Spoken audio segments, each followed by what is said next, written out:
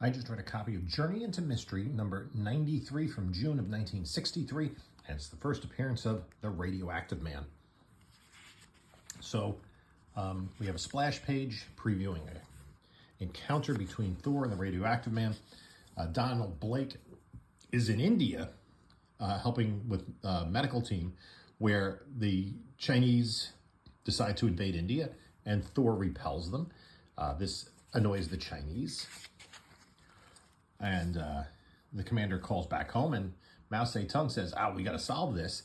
So this scientist, Chen Lu, not to be confused with the Olympic figure skating medalist,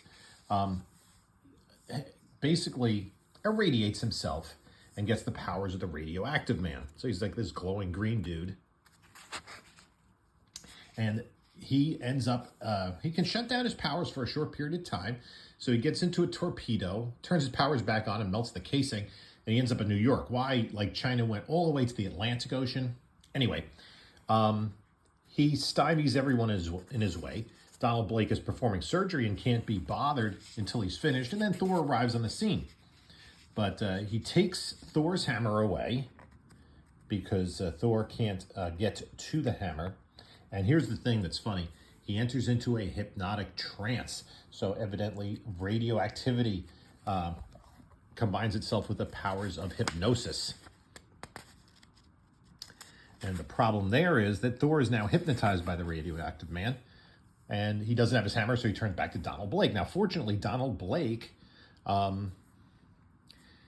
is not hypnotized. So he goes back and is trying to figure out where his hammer is. For some reason, he has brown hair in this issue. He figures it's underwater. He dives in and is able just in time before his meek, lame form drowns to get the hammer. He creates a whirlwind, within 4 panels, he sends the Radioactive Man back to China where he causes a nuclear explosion. End of story. We also have, it's the first appearance of the Radioactive Man. He would appear a lot throughout comics.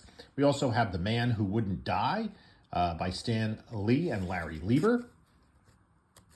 And another backup story, as is the case in these early Journey into Mysteries.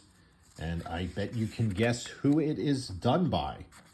It is I Saw a Martian by Lee and Ditko. And of course, just like all of these, there is a dramatic twist at the end. So the Martians, and nobody believes this guy. So that's going to do it for Journey into Mystery, number 93.